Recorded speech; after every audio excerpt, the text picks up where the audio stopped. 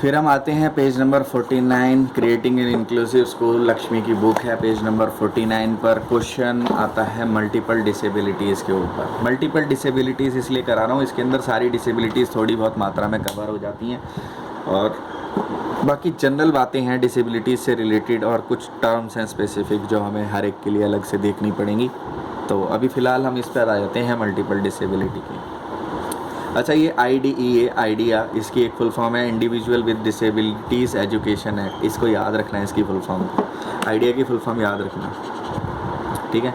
Individuals with disabilities education act. और इसमें question कैसे आते हैं, individual disabilities earning act, individual something D से कुछ डिसेबिलिटीज़ इंजॉयमेंट एक्ट। तो ऐसे करके कंफ्यूज कर देते हैं, सब एक जैसे लगते हैं। एक्ट की जगह कुछ और लिख देंगे, आई की जगह इंडिविजुअल की जगह एक इंडस्ट्रियल लिख देंगे। तो समथिंग लाइक दैट। ये कंफ्यूज करने के लिए ऐसे बहुत क्वेश्चन बनते हैं, इसको थोड़ा सा ध्यान रखना है। मल्टीपल डिसेबिलिटी से मतलब है एक से ज़्यादा डिसेबिलिटी एक ही बंदे के अंदर मौजूद हैं एट प्रेजेंट। और एक नाम याद रखना है NDCCD, ये हमारे इंडिया का है, इसीलिए याद रखना है कि national dissemination centre for children with disabilities.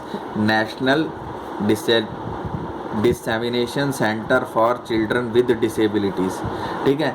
तो ये क्या है सब, ये क्या कहते हैं, ये कहते हैं कि जो सीवियर डिसेबिलिटी वाले जो बच्चे हैं, जिनको ट्रेडिशनली यानी साधारण तौर पे जिनको लेबल कर दिया जाता है कि वो बहुत ज़्यादा बुरी तरीके से डिसेबल्ड हैं, रिटार्ड हैं, उनको बहुत ज़्यादा एक्सटेंसिव सपोर्ट चाहिए लाइफ के अंदर जीने के लिए, ठीक है। और उनके अंदर बहुत सारी ऐसा होता है, ज़्यादातर जो बंदा बोल नहीं सकता वो सुन भी नहीं सकता, उसी की वजह से वो बोल भी नहीं सकता। क्यों? क्योंकि अगर वो सुनेगा नहीं तो बोलना सीखना बहुत डिफ़िकल्ट है उसके लिए। तो अगर उसको स्पेशल एड ना दी जाए तो वो शायद कभी बोलना सीख ही ना पाए। तो बड़ी मुश्किल सी चीज़ होती है किसी बहरे आदमी को बोलना सिखाना। हालांकि वो सिर्फ बहरेपन के साथ पैदा हुआ है, लेकिन वो बोल साथ में नहीं सकता क्लियरली, क्योंकि उस कभी सुन ही नहीं पाया तो बोल भी नहीं पा रहा बेचारा। तो ये बहुत सारी चीज़ें हैं जो एक के साथ दूसरी डिसेबिलिटी भी पैदा होती है। Multiple disabilities are not all the same, ये कॉमन सेंस की बात है, ये सब सही, बिल्कुल सही बात भी है कि सारी डिसेबिलिटी सेम कैसे हो सकती हैं, बहुत सारी अलग अलग डिसेबिलिटी हैं। अच्छा, सेरेब्रल पाल्सी भी एक बीमारी। सेरेब्रल पाल्सी, सेरेब्रल से मतलब होता है दिमाग से, सेरेब्रल मतलब सेरेब्रम एक हमारे ब्रेन का पार्ट होता है, तो सेरेब्रल मतलब दिमाग, पाल्सी मतलब एक तरीके से ऐसे कहते हैं ना इनएक्टिविटी, लीजन की वजह से। तो जैसे हमारे दिमाग में अलग अलग हिस्से कंट्रोल करने के अलग अलग पार्ट हैं, तो एक पार्ट हमारा डेड हो जाए दिमाग का छोटा सा, और वो दिमाग मेरी इस 4 उंगलियों को कंट्रोल करता हो, तो ये 4 उंगली में ज़िंदगी भर नहीं हिला पाऊँगा। ऐसे भी बंदे होते हैं, उनको सेरेब्रल पाल्सी से पीड़ित बोलते हैं, ठीक है। तो ये भी एक बीमारी है, इसके बारे में थोड़ा सा जानने की कोशिश करते हैं। अब जैसे बीमारी हैं तो उसमें मल्टीपल डिसेबल्ड चिल्ड्रन की जनरल कैटेगरीज़ की बात कर रहे हैं, तो उसमें एक आता है कॉग्निटिव एबिलिटी, दिमाग से रिलेटेड जो एबिलिटी हैं वो उनकी इम्पेयरमेंट की बात कर रहा है। फिर एक आता है फिज़िकल कैरेक्टरिस्टिक्स, हो सकता है कि वो बहुत वीक हों, पुअर हेल्थ हो, बेचारे अस्थमा के मरीज हों, स्कूल आने में प्रॉब्लम होती हो, स्कूल में दौड़ने भागने सीढ़ियाँ चढ़ने में प्रॉब्लम होती है, इसकी वजह से रोज़ रोज़ छुट्टी करते हो। तो ऐसी बहुत सारी प्रॉब्लम्स हैं जो बच्चों के अंदर होती हैं। कम्युनिकेटिव एबिलिटीज़ भी जो है डिफ़र करती हैं अलग अलग बच्चे की। अब जैसे एक नॉर्मल बहुत इंटेलिजेंट बच्चे की बात बताऊँ तो वो काफ़ी अच्छे एज का हो गया है, और लेकिन वो ठीक तरीके से भी बोल नहीं पाता। अब ये वैसे वो बहुत इंटेलिजेंट है, क्योंकि उसकी बाकी हरकतें देखो तो पता चलता है कि वो बहुत इंटेलिजेंट बच्चा है। तो ये भी अपनी आपकी एक तरीके से डिसेबिलिटी, लेकिन वो धीरे धीरे बोल रहा है और वो धीरे धीरे बोलना सीख जाएगा, बस थोड़ा सा लेट करेगा। तो फॉर द टाइम बिंग या स्कूल के कुछ शुरुआत के सालों के लिए हो सकता है कि वो उसको ये कम्युनिकेटिव प्रॉब्लम रहे, ऐसा भी पॉसिबल हो सकता है। ये टेम्परेरी भी हो सकती है, इनफैक्ट मल्टीपल ना सही, सिर्फ उसको कम्युनिकेशन की प्रॉब्लम है, लेकिन ये टेम्परेरी भी हो सकती है कि कुछ सालों बाद थोड़ा लेट बोलेगा, लेकिन बोलेगा, ओके बोलेगा, ठीक है। बिहेवियरल कैरेक्टरिस्टिक्स भी होती हैं, कुछ बच्चों का ऐसा होता है कि उनका बिहेवियर में थोड़ी सी प्रॉब्लम होती है, वो दूसरों के साथ घुल मिल नहीं सकते, ठीक तरीके से अपनी बातों को एक्सप्रेस नहीं कर पाते, उनके टेम्पर इश्यूज़ होते हैं, घर में प्रॉब्लम्स होती हैं, घर में मार पिटाई का माहौल होता है, पिताजी रोज़ देसी ठर्रा पी के माता श्री की पूजा कर देते हैं। तो ऐसे बच्चे होते हैं जो ज़िंदगी जो जिनकी थोड़ी सी टफ चल रही होती है, तो वो अपने स्कूल में भी उसको शो करते हैं और दूसरे बच्चों के साथ घुल मिल नहीं पाते। ठीक है, एकेडमिक अचीवमेंट, ये जनरल साइंस की बातें हैं और कुछ नहीं है। फिर आता है कॉजेज़ ऑफ मल्टीपल डिसेबिलिटीज़। बहुत सारी कॉजेज़ हैं, ये थोड़ा सा ध्यान रखना। ऑक्सीजन की कमी पैदाइश ये बर्थ के समय पे। क्रोमोसोमल एबनॉर्मलिटी, देखो इसका तो कुछ कर नहीं सकते, ये लैक ऑफ ऑक्सीजन तो एक बार कोई इंतज़ाम करा जा सकता है कि भाई डॉक्टर्स वगैरह कुछ मैनेज कर ले। क्रोमोसोमल एबनॉर्मलिटी का कोई इंतज़ाम नहीं करा सकता, ये अनुवांशिक प्रॉब्लम है, मतलब फिर वो पैदाइशी उसके अंदर कमी आएगी। प्रीमैच्योर बर्थ, जल्दी बर्थ हो जाना। डिफ़िकल्टी आफ्टर बर्थ डिसीज़, जैसे कि तुरंत पैदा होने के तुरंत बाद कोई बीमारी। Poor development of the brain और स्पाइनल कॉर्ड, ये भी एक तरीके की प्रॉब्लम है बहुत सीरियस। जब डेवलपमेंट ही नहीं हुई है तो फिर बच्चे के अंदर प्रॉब्लम तो होएगी। इन्फेक्शन हो गया, जेनेटिक डिसऑर्डर्स हैं। वैसे तो मुझे नहीं समझ में आता कि किस कलाकार ने क्रोमोसोमल और जेनेटिक को अलग लिखा है, ये दोनों एक ही बात है। ये स्पाइनल कॉर्ड की भी अनटिल अनलेस प्रीमैच्योर बर्थ नहीं होता, ये तीनों एक ही बातें हैं। इंजरीज फ्रॉम द एक्सीडेंट, अब ये एक ऐसी चीज़ है जिस पर बस नहीं चलता। बेचारे ठीक ठाक पैदा हुआ है, हाथ कट गया एक्सीडेंट में, या पैर कट गए, या दोनों हाथ कट गए, ऐसे भी लोग हैं।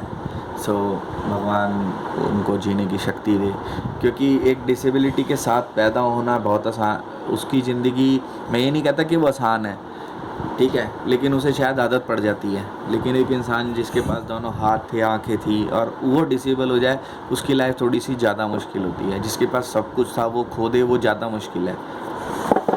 फिर इसके बाद आते हैं कैसे पता करें कि उस बच्चे के मल्टीपल डिसेबिलिटी है। तो ये हमारे पास एक चार्ट है, social skill, vision, looking, smell, movement, act, ये सब इनके थोड़े बड़े सिंपल से क्वेश्चन है। ऐसे बनाइए या स्नो का एक कॉलम बनाइए और कैसे बच्चे ने रिस्पॉन्ड करा। जैसे सोशल स्किल है, किसी बच्चे की सोशल स्किल चेक करने के लिए ये 4-5 क्वेश्चन के आंसर देने हैं। क्या बच्चा जब तुम बात करते हो वो तुम्हारी तरफ देखता है? पहला क्वेश्चन, हाँ या ना, उसका आंसर लिखो। तो अगर इसमें हाँ है या उसके रिस्पॉन्स से आप बता सकते हो कि वो सोशल स्किल में ठीक है बच्चा। अगर वो देखता है तो वो अच्छी बात है। Does child have a way of telling you what he wants, क्या उसके कोई ऐसा तरीके से वो आपकी अपनी बात व्यक्त कर पाता है? जरूर। देखो, ये सोशल स्किल चेक हो रही है, ये नहीं चेक हो रही कि वो बोल सकता है या नहीं। आगे बात समझ में? तो हो सकता है वो इशारा करके बताता हो, तभी इसने ये नहीं लिखा कि he can speak to you.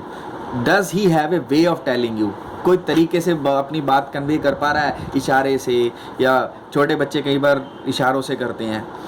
So does child have a way of telling you but he does not want, क्या उसके पास कोई ऐसा तरीका है कि जिससे वो एक्सप्रेस कर सके कि वो क्या नहीं चाहता? हो सकता है रो के एक्सप्रेस करता हो या गर्दन हिला के करता हो।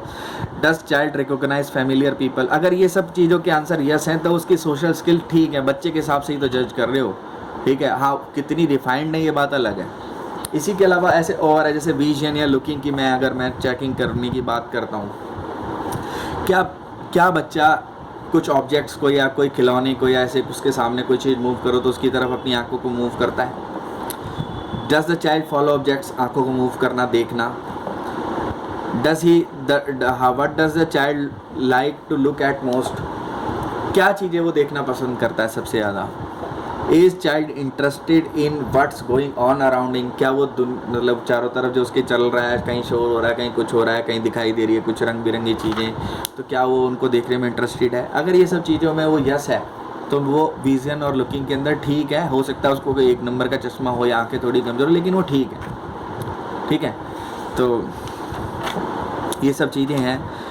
इसी तरीके से बहुत सारी चीज़ें जिनके अंदर क्वेश्चन आंसर के जरिए, अब ये क्वेश्चन आंसर लिखने में कोई कोताही मत करना, ये बहुत आसान सी चीज़ें हैं। बढ़िया सी एक टेबल बना के पेल देना 4 पन्नों में, खूब बढ़िया। और अब बात करते हैं समरी में क्या है कि अब ये पता लगा लिया कि भाई इनमें से स्मेल में प्रॉब्लम आई, किसी को पर्पसफुली एक्ट करने में प्रॉब्लम आई, तो हमें पता चल गया विजुअल प्रॉब्लम है, ये 2 बीमारी हैं बच्चे को। फिर हमें देखना है कि उसमें स्ट्रेंथ क्या है। भाई उसके अंदर कोई अच्छी चीज़ें भी होंगी, बच्चे के अंदर कोई हो सकता है उसके साउंड की एबिलिटी बेटर हो या कुछ। इनफैक्ट एक अच्छी वेल टू डू फैमिली से होना भी उस बच्चे की स्ट्रेंथ ही है, हालांकि उसको ये बात पता नहीं है अभी। मेरा तो ये मानना है, क्योंकि किसी बात पे सब कुछ डिपेंड करेगा आखिरी में, हिंदुस्तान जैसे देश के अंदर। ये सब कहने की बातें हैं कि ये सरकारी प्रोग्राम चल रहा है या ये एनजीओ चल रही है, ये बेनिफिट्स ज़्यादातर प्रिविलेज्ड बच्चों को ही मिलते हैं। और what are the child's needs, और बच्चे की ज़रूरतें क्या हैं, ये सब चीज़ें के हम आंसर देने की कोशिश करते हैं यहाँ पर। तो ये बड़े सिंपल से, always talk to the child about what is doing. मतलब कभी भी बच्चे के साथ ऐसा मत करो कि वो कोई डिसेबल्ड बच्चा है कि तो उसे बिना कॉन्फिडेंस में लिए कोई काम मत करो।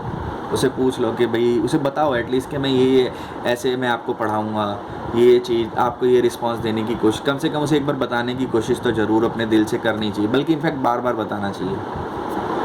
हो सकता है बच्चा कन्वे ना कर पा रहा हो आपको, कोई प्रॉब्लम वाला बच्चा है, तो इसमें ये भी लिखा हुआ है कि उस बच्चे के साथ ऐसा करो कि उसको जैसे आपने थोड़ा सा गुदगुदाया जिससे वो हंसे, तो उसका रिस्पांस देखो कि वो गुदगुदाने से हंस रहा है या रो रहा है। हो सकता है उसको पेन हो रहा हो, तो उसके रिस्पांस से आगे उस एक्टिविटी को दोबारा कंटिन्यू करना है या नहीं करना है, ठीक है।